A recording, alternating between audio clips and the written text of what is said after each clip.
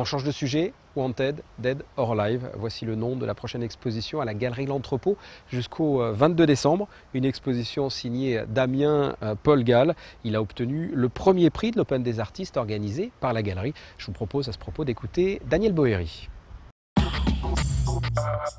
Nous arrivons ici à l'aboutissement de la première année de l'Open des artistes 2011. Nous sommes partis donc à la même période l'année dernière et nous partîmes 60 en dépit de sarcasme des uns et des autres.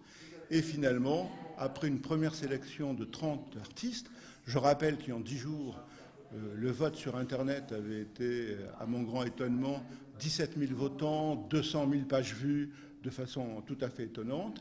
Et on arrive ici au vainqueur, Damien Paul Gall, qui en plus, et ça personne ne pouvait le prévoir, est vraiment un artiste de son temps qui est en liaison entre le XXe et le XXIe siècle. Il a un côté finalement écologique, non forcément toujours dit, mais extrêmement présent. Et quand on rentre dans la galerie, on est pris par, ça y est, le mur de gauche, il y a plein de déchets. Et ces déchets avec le plastique, c'est bien un petit peu tout ce qu'il va construire autour avec son thermoformage, qui est sa spécialité.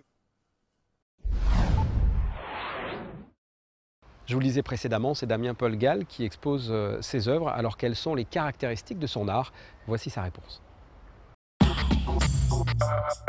Alors les caractéristiques de mon art en tant que gagnant de l'Open des artistes donc 2011, elles sont très spéciales. Elles sont basées sur la société de consommation actuelle. Donc tout mon art est fait que de sacs plastiques thermoformés. Alors je précise, formation par la chaleur des matériaux plastiques, les matériaux polymères. Et donc je reprends un peu ce côté écologique, ce côté nature aussi, d'un matériau qu'on ne peut pas vraiment recycler, qui est issu du pétrole, etc., sur lequel je fais des œuvres pop art. Voilà pour résumer. Est-ce qu'il y a des œuvres auxquelles vous êtes particulièrement attaché? Est-ce qu'il y en a une qui se distingue parmi d'autres? Il y a toujours des œuvres, on va dire, un artiste en lui-même, lorsqu'il crée, il est toujours attaché à ses œuvres. Donc c'est très dur déjà de s'en détacher. Donc même lorsqu'il les vend ou vend pas, il affectionne particulièrement chacune. C'est pour ça qu'il les crée et qu'il ensuite les montre et les diffuse.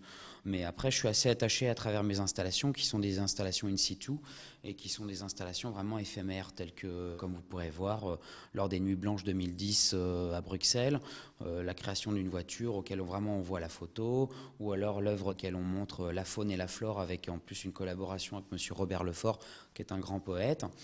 Après des installations vidéo avec monsieur José Vanius aussi, auquel j'ai montré aussi une collaboration, qui est un artiste vidéaste et plasticien.